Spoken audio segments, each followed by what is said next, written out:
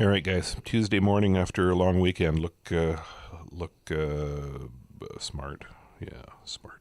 Look smart. I am the smart.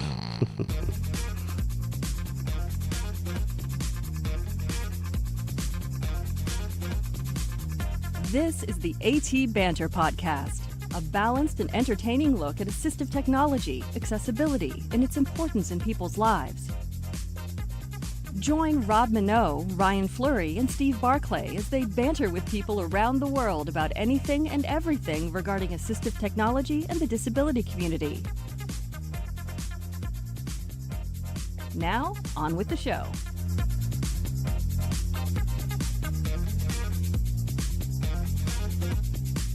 Hey, and welcome to another episode of AT Banter. Banter. Hi. What the hell a seal was in the that? room. Oh, no kidding. I am Rob Minot, and I am joined by Sam the Seal. Hello.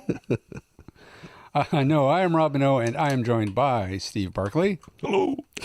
And also Ryan Fleury. Good morning. Yeah, look at us. We are just bright-eyed and bushy-tailed on this Tuesday morning. Yeah, it sucks because my wife works 7 to 3, so her alarm starts going off at like 10 after 6. Oh, And painful. guess who else is up too? yeah. The dog? Him too. Yeah. I don't know. Well, you know what? I'm at an age where I'm in bed by 10 anyways. Mm-hmm. Like I got nothing going on, so it's What? yeah. Seriously, I kind of dig getting up early. Like I kind of like it. My alarm goes off at 7. I'm always up. So, Okay, first off, 7 is not early. Well, listen. That's just a regular getting up time for all kinds of folks. Well, okay. 5 is early. Well, okay. Early, then. I mean, I would need to. Yeah, you could sleep till 10 if you wanted to. That's I true. could. How was the weekend? Weekend was good. Pretty gnarly. Went to my friend's 60th birthday party. 60th. Ooh. Yep, in advance of my own 50th. Yep, big one. He's always showing off. It's like, yeah, I'm 10 years older. Really? I don't know. I think after I turn 50, I think I'm going to stop having birthdays and start having "Hey, I'm still alive" parties. Well, this is Greg, the guy who did the photographs. Oh, for yeah. us for the Greg 60? Greg's 60. Yeah. What? I know, right? You would never know what to look at him. Oh for my starters. God! But on top of it, here's a guy who spends like virtually every waking hour when he's not working out taking photographs of roller derby girls and burlesque dancers. Yeah, I know. I've seen this picture. And they flock to him for photos. So his main birthday party is actually next weekend. The one last night was just kind of a dinner thing. Right. His main birthday party is next weekend, and he's got burlesque dancers coming all the way from Vancouver Island to come and take their clothes off at his house. Oh my God! So he's living the life. you know what? If that were happening for me, I would frickin' have a birthday party. Yeah, no kidding. And maybe you might look as young as he does. Yeah, perhaps. See, boobs. They keep you young. Yeah. Hey, so Ryan, Rob, what are we doing today? today we're speaking with Kiki MacDonald, co-founder of Euan's Guide. And pray tell, what is Euan's Guide? Well, I believe, from what I could tell, Euan's Guide is kind of a community-supported resource for people to share accessible places. Aha. Yeah. I kind of describe it as Yelp for accessibility. Right. Cool. So, yeah, it'll be cool to talk to her. And she's in Ireland, right? Ireland, Scotland? I don't know. I get those two mixed up all the time. Scotland, I believe. Is that where they're filming the Star Wars movies? No, that's Tatooine. No. No, there's Skellig. Where's Skellig? Skellig is, or wait, no, I think Skellig's the planet. Ask Google. I forget what's the name of the real place. I think it's in Ireland. That's Google. Google knows. Nah, that's okay. It's fine. It's fine. We'll ask her. She'll nothing. That'll be our first question. So forget about Euan's Guide. Where are they filming the new Star Wars movie? And can you see it from your house? And did you meet Mark Hamill? No. Anyways, you know what? Before we get to that, though, Ryan, did you see all this stuff on Twitter and the web about our good friend Marty Schultz? Yeah, I was reading some posts here and there. I wasn't following it too closely, but interesting. Yeah, and you know what? Generally, we we take a crap on Apple all the time, but I will say that this particular story, I think, is a happy ending, which is nice to see. So, for people who may not be familiar with this, Marty Schultz is a fella we had on the show a while back, and he's an iOS app developer who makes a lot of games for the visually impaired community, and he's been making games for, I don't know, 2-3 years now. And his output is ridiculous. Like he must put out a game every week, I swear. Like he's got hundreds of games. Wow. Yeah, he can nail it down like 3-4 days depending on the complexity of the game. Yeah, and I guess the way that he's been able to do that is actually what kind of got him in trouble with Apple initially last week. Because what happened is, I guess the way that he builds the games is that the initial menu system is just a template that he uses. He built the template once. It's a very simple template, very easy for somebody who's visually impaired to navigate, to get to the game. And he just uses that menu system in every single game for a variety of different reasons. One, I imagine, to save him time, but also to make it so that once somebody who's visually impaired plays one of the games, they can easily navigate any of the games. And where he kind of ran into trouble, and he's been doing that for years. And so I guess recently Apple came to him because they're trying to clean up the App Store because they spun it off from iTunes. Anything that looks like similar to each other from the same developer, they've been going to and saying, look, these can't be separate games. They need to be bundled together. Because the menu system is almost identical. There's virtually no difference in the quote content of the app. And of course, for Marty, this was going to create a huge problem for him. It would require him to go in and recode hundreds and hundreds of games. And not only that, it would remove some of that ease of accessibility, because it would require them to navigate a much more complex menu system in order to figure out, okay, well, do I want to play Boggle, or do I want to play Hangman? Do I want to play, word search? What do I want to do? And so, and he was looking at, hundreds of hours of recoding and lost revenue and stuff. So it was looking pretty grim. And so he was going back and forth all week, I guess, with Apple, trying to explain to them why the menus were so similar. And I was just reading this morning that sure enough, I guess over the weekend, he was talking to their team, and they ended up coming to an agreement. And so as of this weekend, I guess the apps can stay. He can continue to build the apps the way that he has been. And I don't know, it just seemed like it was a nice story because Apple listened. Like they didn't take this corporate stance where they were just like, nope, sorry. He didn't have to interact with a robot that just, wasn't actually looking at the app and realizing that there was a reason for it. And so, I don't know, kudos up for Apple, for actually listening and taking into account accessibility issues and the visually impaired community. Cool. And that's one of the benefits of social media too, because everybody was sharing it on their Facebook posts. And writing letters and emails to, Tim Cook and people at Apple. So yeah, that's right. Yeah, I'm sure the community had a big part in this as well. It's very true. But it's always nice. I don't know. I always feel good when a company actually listens and sits down and listens to the user base and takes things into account and just doesn't take a ridiculous stance on things. Yep. Joining us today is Kiki MacDonald, who, along with her brother, has founded a website by the name of Euan's Guide that is a disabled access review website that is crowdsourced and that allows people to leave reviews of different venues in terms of their accessibility features. Hi, Ryan. Hi, Kiki. How are you? I'm well, thanks. I'm actually that is coming across really clearly, actually, so I'm quite surprised. It's good. Excellent. Well, the stars must have aligned. Yeah, exactly. Just to let you know, I've got two co-hosts with me in the room. I've got Steve Barclay. Hello. Hi. And Rob Minot. Hello. Hi there. Hi. How are you? I demand to be acknowledged. We're not going any further until you say hello. I think I probably said hello at the same time you were speaking. I'm looking at a black screen right now, so it's kind of like, yeah, how many people are there? Yeah, there's three of us. It's just audio, no video. Trust me, you don't want to see us anyways.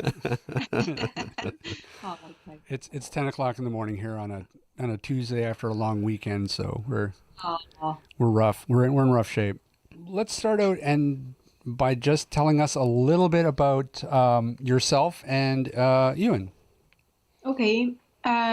So Euan is my brother, and he became a manual chair user about 7 years ago, and we set up Euan's Guide really from our personal experiences of that whole thing happening. I would say sort of defining moment for us, amazingly, was he had some friends coming up from London, old colleagues, to come and visit him, and he messaged me to say, do you want to come and meet these guys that I knew for a drink that night? And it's kind of a simple question, and I said sure, but where are we going to go? And despite us both having lived in this city in Edinburgh for the best part of our lives, we couldn't actually come up with anywhere that was suitable for him as a wheelchair user to go with a group of people, which was quite a formal sort of thing in terms of having a group of people there. And we thought it just seemed amazing to us that there weren't people writing about this stuff online, that there weren't people saying, hey, this place is good, this place isn't so good, from different access requirements. And so I think we very naively thought we'd set about trying to do that ourselves. And yeah, I think we knew that the people we wanted to hear from, the people that experts in our view were other disabled people, their carers, their friends and family members. They could have told us where to go that night, and they could also tell us which cinema was the best one in town and the one not to go to, and et cetera, et cetera. So that's where we, with very little experience other than our own personal experience of accessibility, ended up setting up Euan's Guide, I would say rather naively. And yeah, it's a place for disabled people, their carers, friends, family members to share their experiences of accessibility of places, venues, and thereby provide greater choice of places to go and hopefully get their voices heard a bit more on where is and isn't good access-wise. And we send everything to the venues as well, so they get to hear what people think about their accessibility, which I don't think really often gets passed on. So it's quite a simple concept, I think, in terms of I think a lot of people are familiar with review sites these days. There's loads of them about, but it's just all talking about accessibility. So, and I think we knew that we knew we needed it. We knew other people who needed it. I don't think we really realized quite how many people needed it. As I say, we were quite naive when we started this whole thing, but it's proven very popular, and so I left my job to do this full time. And it seems to be working, and it's been great fun as well, reading all the amazing places that people go and write up about, which are sometimes pretty surprising. So yeah. Now, how long has the site been around? 4 years, just almost to the day. We're just celebrating our 4th birthday. Oh, well, happy birthday. So yeah, thank you. So we started here in Edinburgh in Scotland, and we now have content in 45 countries, I think now, mainly as people have found us, I think largely from social media. And we're predominantly UK though. We've got we've got several thousand places listed across the UK, but we're still pretty early into the whole process. But people are telling us they're going to new places because of what's written on the site, which is really exciting. So, and that's really why we did it. Well, and that's the really neat thing about this day and age is that something in a website in Scotland can really have repercussions all around the world, because there's no reason why any venue in any country can't be, taking advantage of the guide. Yeah, absolutely. Yeah. And especially now with social media and Twitter and, everything else, you can actually spread the word and really help build that groundswell. And really, like, when you first started the site, did it really just sort of start there in Edinburgh and sort of spread out slowly from there? Or did you have multiple cities and countries right from the get-go? No, we definitely started, from Edinburgh. So I think our first ever tweet was asking for, does anybody know any good accessible museums in Edinburgh? Or what's your favourite accessible museum in Edinburgh?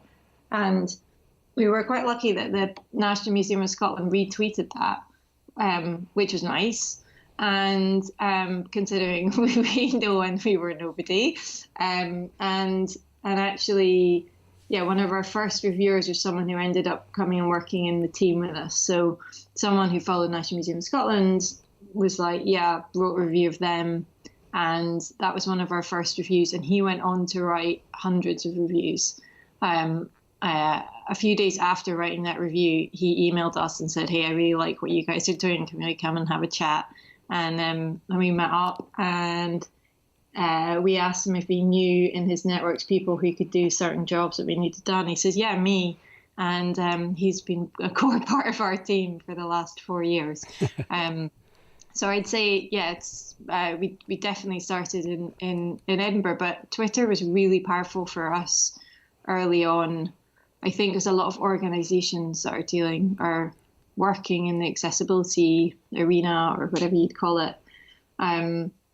Or some of them are quite active on Twitter. And we met a lot of people through that initially. I'd say Facebook now is possibly more powerful for us, but Twitter was really got the word out for us early on. And it was really quite strange how the growth sort of started as well, because we'd get certain quite areas that you wouldn't expect people starting to write reviews in. There's sort of certain Yorkshire towns, if you know where Yorkshire is in the north of England, parts of Wales started getting covered off just because someone read it and liked the idea and thought, I can write about some places in my town. I can write about a few places when I go on holiday and if I see somewhere good. And I think people get that value exchange quite quickly, that if I write about somewhere, that's useful to someone else who has similar access requirements to me. And people understand how powerful and essential that information is. I think sometimes, it's quite surprising the stuff that people do review, and there's a lot of really nice stuff that people review, but sometimes people, you forget about the real essentials. And in our view, reviewing where there is a really good accessible toilet is an essential for so many people. And we're trying to get more people to share that information that they sometimes have in their heads. Now, can you kind of walk us through the process of how the review system works? So is it so somebody in the community can basically say, oh, okay, well, I go to this theater all the time. So do they sign up with the website and then they are able to add that venue and write a review on it? Or how does it all work? Exactly. So we try to make it as easy as possible, but please do let us know if there's anything that isn't. Just an email and password sign up, no more than that.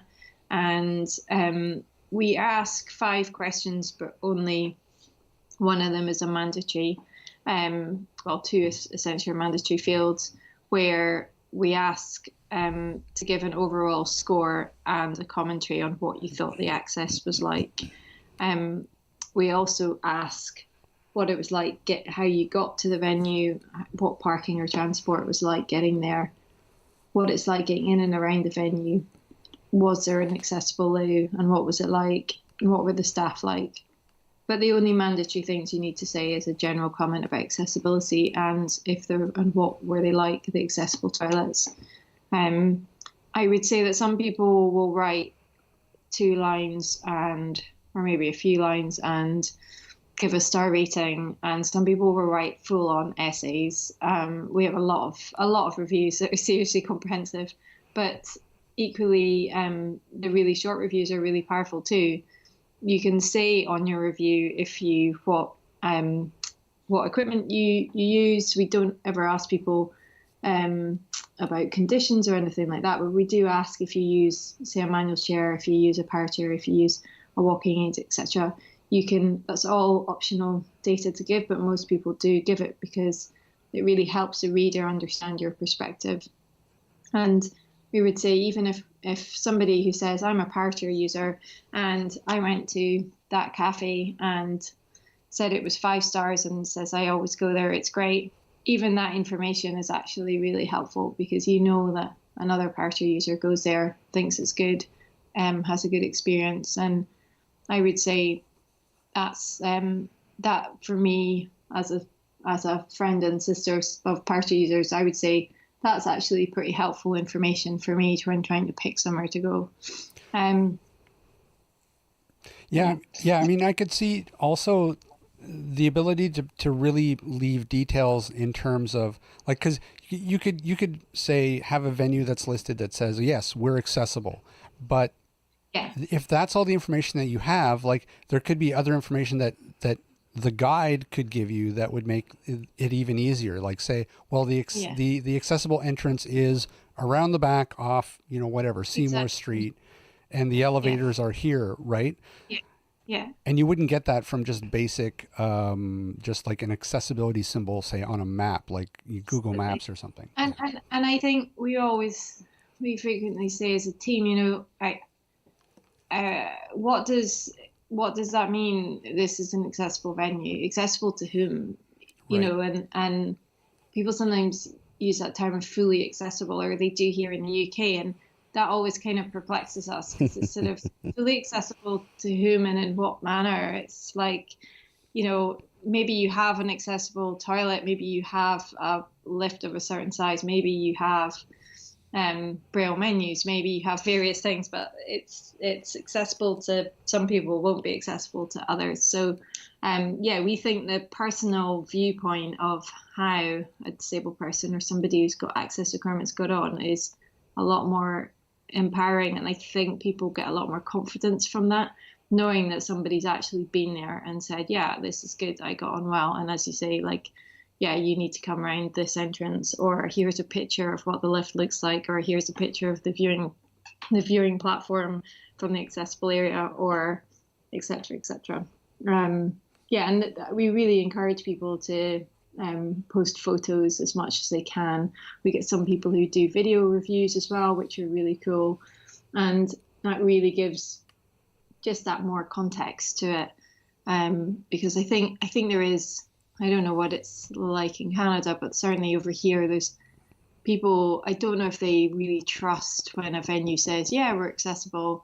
I think it's sometimes you're not sure what that means. Yeah, I would. It's interesting. I'm sure that from country to country, and certainly even for us, province to province, can be very different in terms of that. Like, in Canada, we have pretty good legislative laws around accessibility. Yeah. But I'm sure there are countries out there that just don't, and so having something like the guide would be a huge benefit in those countries, especially. Yeah, and I would say one of those countries is the UK, where the law is so loose and so open to interpretation. All you in the UK, what you need to do is make a reasonable adjustment for a disabled person. What does that mean? And it's up to a disabled person to take the institution to court, which people just aren't going to do. Right. So there's no sort of real testing of that theory, and it's really not that strict anyway. So it's really much, it's a sort of up to the venues to comply because they feel they should. So that's part of our job as well, to try and encourage venues and people to talk more about accessibility, talk about the importance of it, talk about the many millions of people in the UK who have access requirements, and trying to encourage people to do it for that reason, not just because of the law. And yeah, it's frustrating that the laws aren't firmer, but we're hoping that by talking about a lot of the great practice out there and the many millions of people that need good access, they will do it anyway. But yeah, I think Canada and possibly the US probably do have some of the strictest regulations out there. So yeah, I think we need to make a visit over another excuse for a visit to Vancouver. Yeah, I mean, Steve, do you know what the actual legislation is here in terms of accessibility? I mean, I guess government buildings and institutions and stuff are regulated that they have to have, wheelchair ramps and accessibility. But in terms of public spaces, well, any new construction that is happening now has to be wheelchair accessible in terms of entranceways. But I've heard a number of people say that the standards around wheelchair accessible toilets in BC are pretty lame.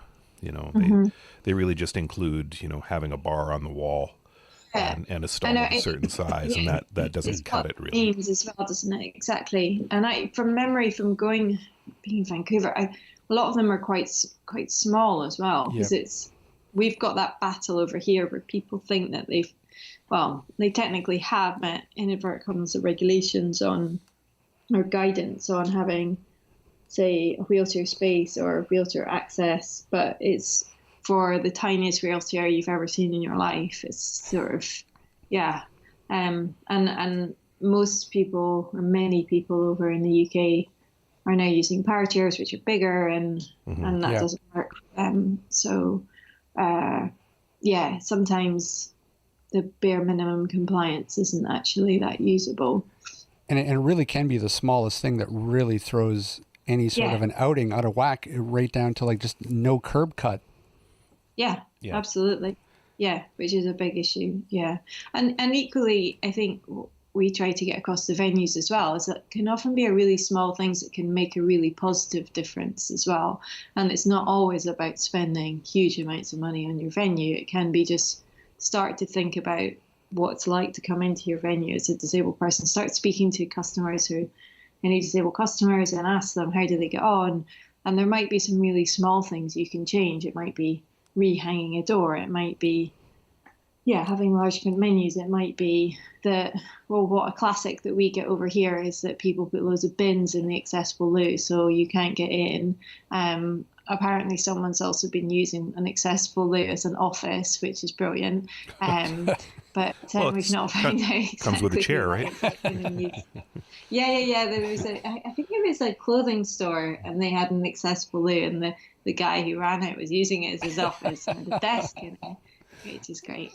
But yeah, and I think your point earlier actually about the way that social media allows us to talk across countries about accessibility and what's happening in each country and adding different venues and things, I think is really powerful, because when you find out that for example, I went on a trip to Portugal the other week, and I find out that they're mandated to have an accessible loo in every single, including retrofitting every single bar and restaurant, and that's not in the UK. And Wow. You kind of come home and you think, well, if they can do it, I mean, why can't we do that? And I think sharing what's happening, what practices are working, is really powerful. And when you find out different regs and different ways of doing things, I think that's pretty great. Yeah. I mean, it seems to me that there's really kind of two ways to approach it. And, one is sort of the historical way that we've done it, which is just legislate the heck out of everything. But, as we see, that's not really much of a solution at all, because the regulations are either so loose, or they're just, who's going to sue a venue over the lack of an accessible bathroom. So it seems to me that social media sort of presents an opportunity, because you can make the idea of accessibility more of a conversation, and you can start. It seems to me that The solution is to go after the actual venues and to make them realize that it's in their best interest to make their venue accessible. Yes. No, absolutely. And tell them the business case as well, I guess. That's right. Like, you know, in the UK, there's 12 million disabled people, which is about 20% of the population. So I think, yeah, and there's 6 million carers. So, yeah, it's a huge section of society that's not being catered for particularly well, and thought of in that much, I think. And yeah, we're trying to get that across. I think what we come across is a lot of fear around engaging in the area because they don't know where to start. There's also this media representation of disabled people in the UK anyway that a lot of it's very negative in terms of there's a lot of stories about disabled people having very terrible experiences. And I think a lot of venues are frightened that they're going to get it wrong and something bad's going to happen or they're going to be sued or something. And so they decide just not to engage in it at all. And yeah, I think it's a complicated area for them. And I think they need help to work out how to get it started and get going and think about it from maybe a bit more of a human perspective almost, and just think they're just, yeah, the customers like everyone else who just happen to have slightly different requirements. We certainly come across that from venues. I think a lot more venues than we thought we expected in a way want to engage in accessibility but are nervous.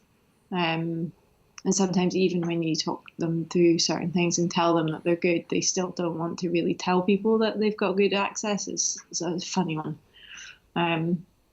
But yes, I think you're right about trying to persuade them. I'm just not quite worked out exactly how to persuade them exactly yet. Yeah, no, and I think it's such a big job to do as well. I think we're trying to do a piece of that, and we hope that by showcasing certain venues, particularly surprising venues that are doing a really great job, that in turn sort of encourages more people to think about it. But in the meantime, people writing about places that are already great is just really helpful for people. I mean, yeah, it's just, even us as, you know, Euan and I, there's now huge, many more options that we've got for going on a short break, going out for, you know, drinks with friends, going for coffee, doing whatever. That whole process is now easier, even just with the content that's already written. And if we got everybody writing about even 2 or 3 places, you know, we could have so many more options for people to go and just do the everyday stuff that people do and want to do. And saving all those hours of research and phone calls and can I get in and all of that sort of stuff, and apprehension as well. Euan always talks about the fear of the unknown before he goes somewhere, and you have that sort of nervousness of what is it actually going to be like, and are the staff going to be welcoming, or, you know, all of that sort of stuff.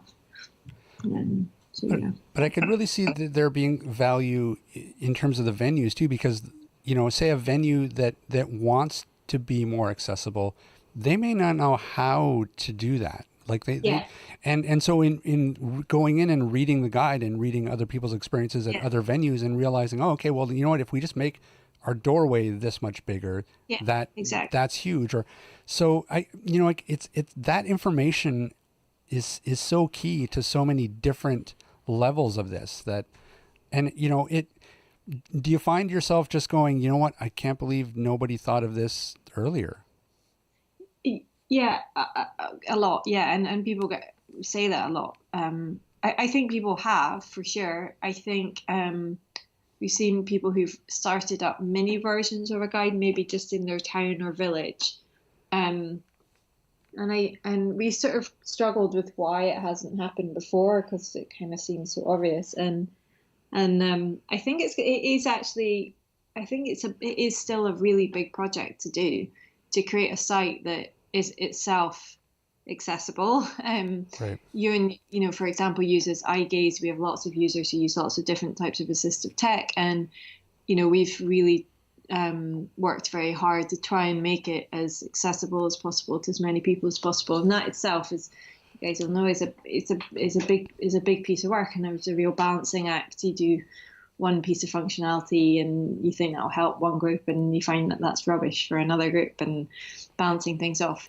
So making a good site that people want to use that is accessible is in itself quite a big piece, and then trying to promote a site and get it going is a whole nother thing. And we've strived to make it pan disability, so it's not Euan is a wheelchair user, but it's certainly not a site just for wheelchair users. We've got people who are wheelchair users who use walking aids, who are visually impaired, who are hearing impaired, who are writing reviews on the site. So that's another whole thing to try and take into account of what are the people who are using our site wanting from the site, and what's helpful, what's useful for them. So I think that might be why as well. I don't know.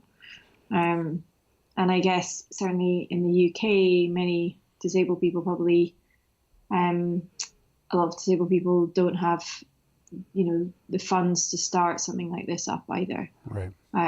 Which is a major barrier as well, I guess. So yeah, I don't know. While we've been talking here, I actually signed up for the guide and did my first review. It's the first review in Coquitlam, British Columbia. Oh, really? Excellent. Yeah. It is the review of the Guitar Dungeon, Oh, great. which unfortunately is not getting very high marks for wheelchair accessibility. Ryan. Ryan. That's true. It would not. Yeah. I can carry them down the stairs. Now, With your dog jumping all over That's you. right. Yeah. sorry, the Guitar Dungeon is a studio that we record in. It's actually Ryan's basement, and we affectionately refer to it as the Guitar Dungeon because it's his man cave, and he has a wall of guitars here. Amazing. Yes. Sounds great. I was going to ask you about the venues and what type of relationship do you guys have with the venues? Do you have venues sort of come to you and say, look, we actually want to get on the guide, but we don't have anybody reviewing it right now, but can they sort of come on and just add themselves? Yeah, absolutely. So, venues, absolutely. Venues can list on the guide as well. So that's, so people can review anywhere. It doesn't have to have been listed with a venue already. They can review absolutely anywhere, and any venue can list as well. And we also do a venue newsletter for venues that are signed up, and they get things like top tips on how to, make your venue a bit more accessible, that kind of stuff. And we tend to profile a venue that's done something quite interesting on from an accessibility perspective, or that has had, huge numbers of reviews or something like that. So that's a monthly venue newsletter that we do as well. And there are a lot of venues that are taking accessibility really seriously, or chains of venues, which is great. And we get a lot of venues saying, please could you come and help us? Can somebody come out and review us? That kind of stuff. We're a really small team, so that's been a bit challenging. But as we're getting a bit bigger, and we started an ambassador network as well, that's enabling us to help do a bit of that. So a venue might say, look, we'll would someone like to, here's some free tickets if they'll come along to whatever we do and write a review afterwards. So that's quite cool as well. I think there's I don't know what it's like in Canada, but here I think there's just a lack of knowledge, I think. I mean, people don't get taught about this stuff in school, so how does a venue owner know what to do? Yeah, absolutely. It's the same here. It really is. Well, even as a blind person myself, there's no source that I can think of or website I can think of to go to that would give me a list of accessible venues in Coquitlam, Burnaby, Vancouver. No, doesn't exist. Doesn't exist. Yeah. So something like this is very useful. Really. Why isn't there? Yeah. Yeah, it's funny, and people do access audits, which is great for the venue, but that doesn't get published. And that's right. I would say, as a consumer, I don't want to read a audit document before I decide to go somewhere for dinner. I want to read, I just want to read some other people who are in a similar situation to me, how they got on, short kind of positive stuff. Yeah. And another thing I'd say about, I mean, something we've really tried to do with the site as well is to encourage people to write about their, from a more positive, where would you go angle, rather than people writing about the negative stuff, purely because it's just more useful for people. Because, you want to be able to go on a site and find some good stuff to do and find some good places to go. Mm-hmm. I think it's the more normal experiences, the more negative ones, sadly. It's the rarer stuff of the sort of the gems. But so let me ask you this then: is it tricky? Like, do you guys have to sort of moderate all the reviews? Do the reviews go through a review system? Yeah, exactly. Yeah, they do. So everything's moderated by Steve in our team. Checks all the content. I would say I think we've only ever had to reject, I think we've rejected 3 reviews in our whole time, and that's only because people used, didn't use very nice language. Right. It'll be 4 after the Guitar Dungeon. I think one of them was written about 3:30 in the morning. Yeah, and it didn't reference accessibility. We also, if people aren't writing about accessibility and just ranting about staff or member that they didn't like, that's not, we don't let that through. But so everything is moderated and before it goes live. Because I could understand that. I could understand how, leaving sort of a negative or a bad review about the accessibility of a certain venue isn't all that useful in terms of other people who want to, it'd be much more useful if they can click on a venue and it tells them what they can do as opposed to what they can't do. Yeah. And the negative stuff is still relevant, and we publish all the negative stuff for sure. It's just we don't actually get that much of it, I think, because it's so common to have, sadly, say I couldn't get in, or all that sort of stuff. I think but you're right, it's more useful for the users to see the positive stuff of, I can actually go and do this, here's a good place to go on a short break, or here's a good place to, that's what we think find our users are wanting to read. And people are often quite constructive in their more negative feedback as well, sort of say, well, this was good, but if you did this and this, that would be helpful. And we do find that a lot of venues have changed their facilities on the back of what the reviews are saying as well, which is really great. And I think, sometimes the venues just don't know what's right and what's not, and they've just not asked any of their customers. Right. So to get feedback, and then it's really nice when we hear that and they say they've changed stuff because of what was in that review. And we've had reviewers being contacted by the places saying, would you come in and come and meet us or whatever, and they want, that was going to be my next question, actually. If you had any venues sort of contact you as a result of review, and which again, that's incredibly valuable to both parties, because it's just human nature. Somebody's not necessarily going to make a big deal out of it, maybe in person. Because that can ruin your evening. You had to go talk to a manager or talk to an owner. So it's much easier for them to just do it, on their phone, and then it's done. And that way, that line of communication between the user and the venue is open. Yeah, absolutely. We've had quite a lot of examples of that, of venues changing things. Afterwards, which is great. So it sounds like the framework of the site is all up there. I mean, it sounds like really right now your biggest challenge that you guys are facing is just getting the word out there. Yeah, absolutely.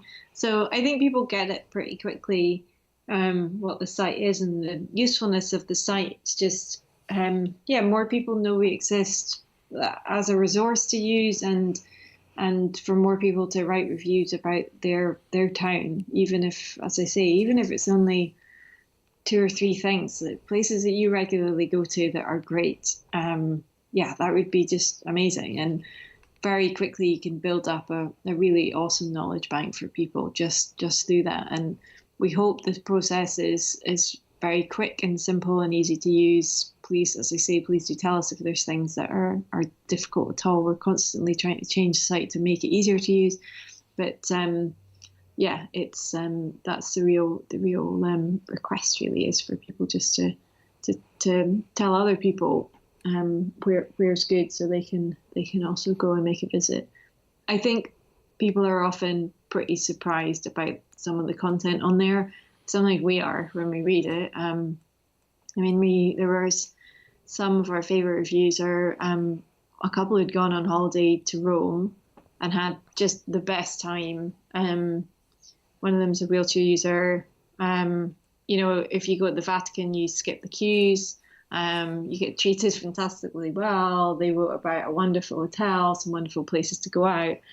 You know, and I think a lot of people would think, you know, I don't know if I could go to Rome. I don't know how that I would get on, what that would be like. That's going to be very difficult. It's a very old city. And we get all this exciting content coming in, and I think, you know, there's a lot of almost changing of perceptions going on as well. Quite a lot of people say they read the guide almost a bit like a coffee book. They love reading about all these places that are on there, even if sometimes they know that they may never go there. But it's still great to read about these places and these venues that have done great stuff accessibility-wise. It's really encouraging. Yeah, no, absolutely. I mean, heck, I've heard of a coffee table book that was like basically just pictures of public toilets. So I mean, really, we should do one of accessible bathrooms. That would be great. We probably have that on all of our phones actually, because we just take pictures of accessible toilets all the time. So yeah, they're it's accessible. It's World Toilet Day on Sunday, I think, actually. Is it really? Yeah. On the 19th, that is this Sunday, isn't it? So, maybe we should all be talking about, or we'll certainly be talking about accessible toilets and bathrooms on Sunday. Yep. It'd be, I think we have a very few reviews in Canada, but it would be absolutely brilliant to have more. And don't forget our millions of listeners to this podcast. That's right. The gazillions of listeners on AT Banter who are currently going to Euan's Guide right now. only they don't know how to spell it, because it's kind of a different spelling. EUAN. I don't know how many Euans there are in Canada as a Scottish name, but EUANSGUIDE.com. But the other spellings of Euan should work as well. Oh, that's smart. You registered those too. Yeah, as best we could. Yeah. Excellent. I'm sure there's still other spellings that we haven't quite thought of yet. Yeah, the one with the silent W. Yeah, exactly. That kind of one. And what do you think accessibility is like in Canada then? As you say, it varies per province. Do you think BC is better than other provinces, or? No, not necessarily, because I mean, it really is dependent on how old the building is. Okay. Some have been retrofitted, but typically, if you want an accessible building, a properly accessible building, it's generally going to be something newer. Okay. And Vancouver probably has a fair bit of stuff that is accessible, because we do have a lot of new construction. But as soon as you get outside of Vancouver, where there's not as much new construction, it gets really hit and miss. Particularly in small towns around the province. So yeah, I can totally see where this guide could make a real difference for people, traveling around in Canada, because they don't know where to stop. They don't know, where they can get a meal. Yeah, they don't even know what pub can I go to that has an accessible bathroom. I mean, who knows? Yeah, there's no way to know. Yeah, and it's a funny one here, I'd say as well, that certain sectors are a lot stronger than others in terms of accessibility. So museums and galleries, that kind of stuff, are fantastic. generally very, very good. But something like sports grounds, that I would always think people would quite get this concept of accessibility given injuries and sports injuries and people's passion and connection to sport. Sports grounds can be really variable. So, it's a really interesting one that some people, why some people have thought of accessibility and why some sectors haven't done quite so much. So I don't know if it's similar over there or not, in terms of that sort of stuff. So in the last 4 years, have you noticed a difference in terms of how much accessibility has become a conversation? Have you noticed it getting better? I think so, but it's always hard to know because we're working in this area, so you're so submersed in it. Right. I think it's quite tough sometimes to really judge that. But I think so. Another project we've run is a day called Disabled Access Day, where we've encouraged venues to tell people that they're accessible and come and visit them, basically. And one interesting story from that was, it's a rather sad story, but there was a young guy who's a wheelchair user tried to go to see the film A Theory of Everything. Mm-hmm. I don't know how big that was with you guys. And he went to his local cinema or movie theatre, and the screen that they put that on was in the one non-accessible screening. Of course it was. Oh, no. His mum went to the papers about that, and it got into every single national newspaper. Oh, geez. This story. And I was thinking, I think a few years ago, I think people would have said, well, that's just life. That's just difficult, isn't it? I mean, it's hard, accessibility is difficult, I mean, you can't, it's all very, very bit of a challenge, isn't it? That's just how it goes. So I think now people are I think the younger generation are, think differently about accessibility. I think they have higher expectations of venues and people's attitude to inclusion. I think there's greater inclusion now, and I think that's changed people's expectations. So I think younger people are a bit more fired up about how disabled people should be treated in society, and therefore I think it is definitely getting better. It's just there's still a lot of work to do.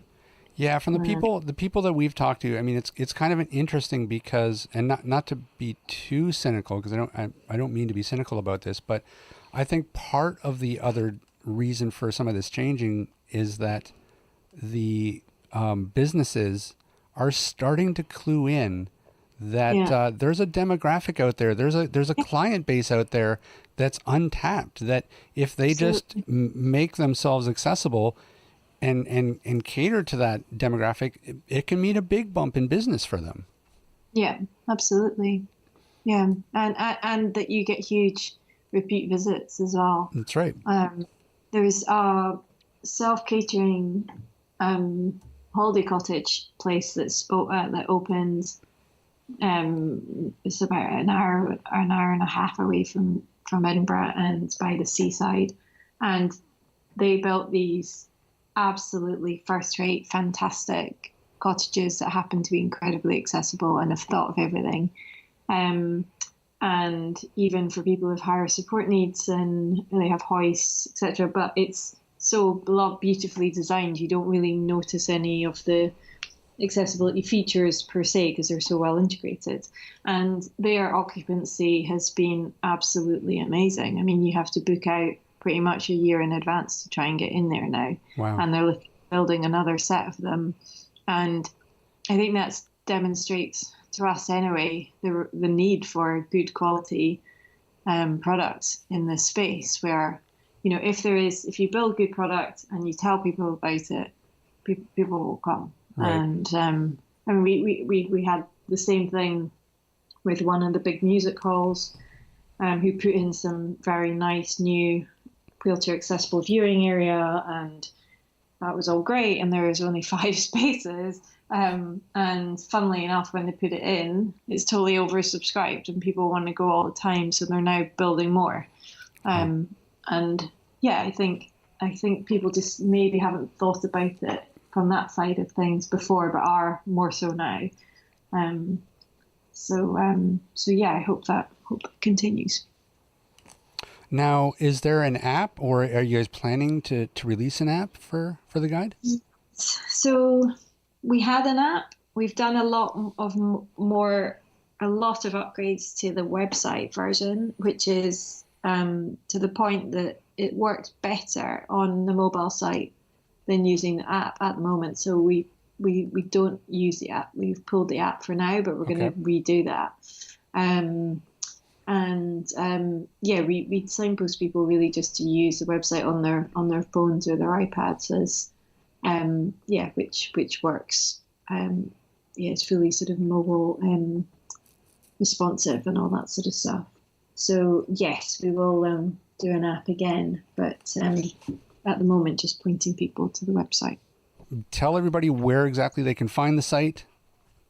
Oh yes, so it's www.euansguide.com, which is EUANSGUIDE, and yeah, please do get in touch. Our email is hello@euansguide.com. Please do let us know if you're interested in writing reviews, or just want to hear a bit more about us, or want to tell us that you don't like part of the site. That is cool also, and we'll try and change it. But we'd love to have more reviews in Canada, that would be absolutely fantastic. So it would be great to hear from people. And actually, we have a lot of listeners in the States as well, so hopefully that gets down to them as well. Yeah, absolutely. Yeah, no, even more so. Yeah, so yeah, Canada and the US would be amazing, or wherever people are listening to your podcasts. Absolutely. So I think the furthest away from Edinburgh reviews we have are, I suppose we have a few in Australia, a few in the Philippines. So yeah. And one in Coquitlam. if it makes it past moderation. Yeah. That's right. Well, listen, hopefully people get on board, because, with the crowdsourcing, it's only going to be as powerful as the community, makes it. And so, we encourage anybody out there that's listening, just write a review of your coffee shop or anything, anywhere you go on a daily basis that you want to write a review on, recommend it. There's going to be somebody out there that's going to get a real value out of that, even though it's, you take it for granted. So information is power. Absolutely. It is. Absolutely. Thank you so much. It's great. Kiki, thanks so much for taking time on your evening to talk to us. It was great. And let's talk again. That would be great. Thanks so much, guys. Really nice to speak to you. Awesome. Good luck with the guide, guys. Thank you. Okay. Bye. Thanks, Take care. bye-bye. Take care. Bye-bye. What a great idea. Yeah, it is an incredible idea. Well, it's interesting that, like I was saying earlier, there doesn't seem to be anything else out there that is doing this type of thing. Well, does Google Maps mark accessibility points? Google has a service called Local Guide. And Local Guide, you can sign up for it, and it will ask you questions about different places that you've been. And it will ask you questions like, is there a wheelchair accessible washroom, or is this wheelchair accessible? But it's asking that of the general public.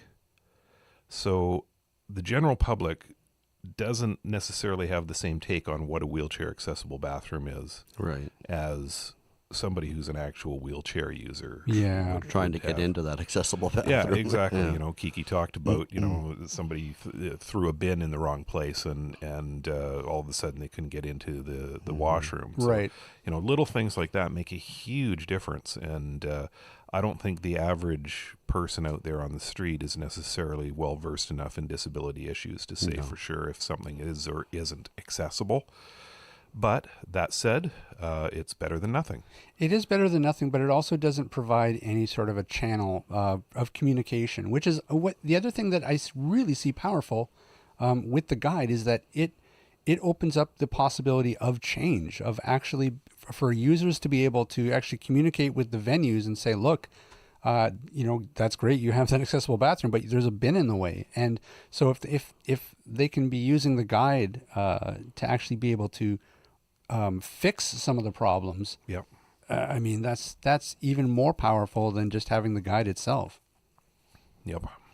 So, because it creates a conversation. So, which is exactly what we need in terms of accessibility, because there's a long way to go. I mean, it's one thing to legislate, ramps and automatic doors in government buildings, but I was just kind of putting myself in their place, and like if I was in a wheelchair, I wanted to go to the pub. Like literally, like you wouldn't know where to go. Like I don't know where can I go? Even consistency in elevators. Some have the buttons labeled as ground floor. Others are lobby. Maybe first floor.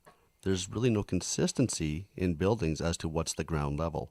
Right. Right. So you get in. It might be L. It might be G for ground. It might be 1 for first floor. You don't necessarily know how many bings or bongs are going to be if the elevator doesn't talk. Right. Right. So you need some consistency as well. Yeah, and I was glad to hear that there was a visually impaired component to the guide, because I was going to actually ask her that, but she kind of beat me to the punch. But because that's incredibly important as well, because there's nothing like that either. I mean, you don't know if you walk into any given building, you don't know if there's going to be Braille signage, right? Or you don't know. You have no idea. Hey Ryan, Rob, where can people find us? They can find us online at atbanter.com. They can also email us if they so desire, atbanterpodcast@gmail.com. And if they're so inclined and use social media, they can find us on Facebook and Twitter. On Facebook, we are AT Banter, and on Twitter, we are AT_Banter. Damn, we're getting good at those. Aren't we? Yeah, man, we're just knocking them out. Just We smoking them used to through be, we those. used to take 4 takes. That's right. Yeah. And now we're just Where are we? I don't know. Yeah. info@podcast. Wait, what? See, I should change the email address just to Yeah, you throw would. You should, yeah. Throw a curve in Now it. that we've got it down, you gotta mess with it. That's right. Well, Steve, where can people find you on the old World Wide Web? Well, my company, Canadian Assistive Technologies, is at www.canasstech.com. That's CANASSTECH.com. We should give a big shout out to our good buddy Rick Chant as well, who runs Chaos Technical Services. Yes. For any of your assistive technology servicing needs, if you your device is broken, or you need a battery, or you need a cable, or whatever, reach out to Rick. You can find him online at www.chaostechnicalservices.com, or you can reach out through email. I believe his email is chaostech@shaw.ca. All right. Well, we're done, boys. Excellent. Let's go drink some more coffee. Render it. Render it. All right. Thanks, everybody, for listening in, and we will see everybody next week. Wait, haven't you been Rob Minot? Oh. Oh. Yeah, are we still doing that? Okay, fine. I don't know. I'm on the fence about doing this anymore. I don't know if we need to do it. I don't know if we need to tell people who we are again. Yeah, I think they know by now. I wonder if that's just overkill. See, again, we need listener input. We don't know. We're working in a vacuum. Maybe we need to make the AT Banter guide where people can review. Maybe we need a sign-off line, sort of like Ron Burgundy. Stay classy, Cincinnati. That's right. Yeah, I don't know. Maybe. Well, we kind of do. We always do the same thing. Well, when I say we, I should say me. I'm Rob Minot, and I watch Star Wars. That's right. Oh, I forget how many more days. It's less than 30. Did you hear that? Oh, never mind. Forget it. We'll talk about it on our Star Wars podcast that will start up right after this one. Ryan's all over that. Alrighty. You still have to watch Rogue One before you can. I've seen Rogue One. All right, fine. I've seen it.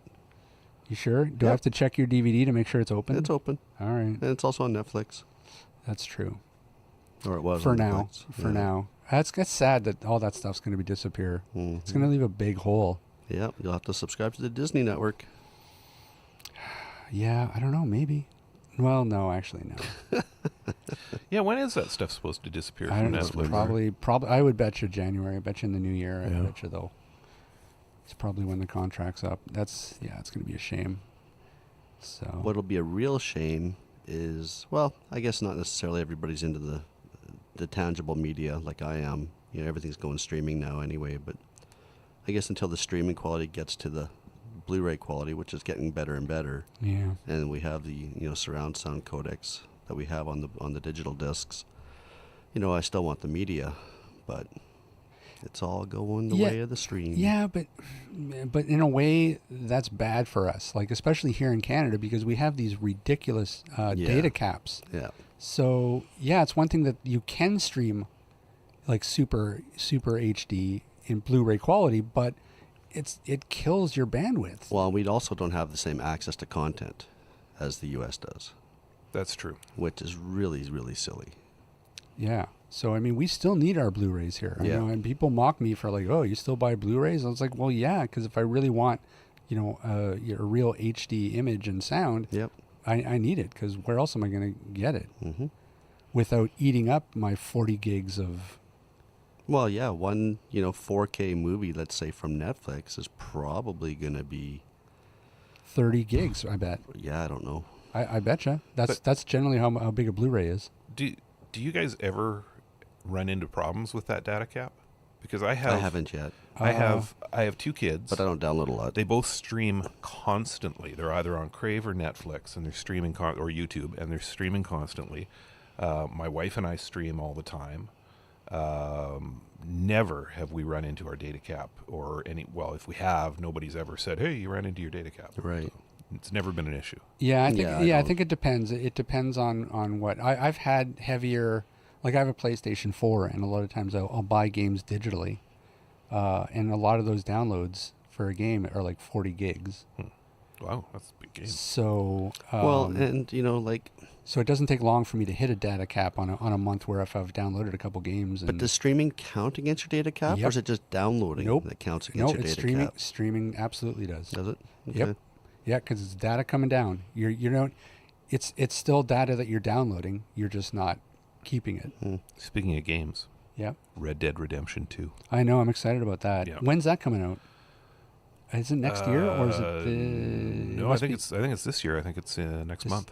Oh. That'll be good. I love that game. Oh yeah, me too. All right, enough game talk. All right. Anyways, yeah, we digress. Where were we? Oh yeah, we were so close to ending the show. So close. All right. Well, then I have been Rob Minot. Stay classy, Cincinnati. And I'm Ryan Fleury. And we will see everybody next week again. Yes, we will.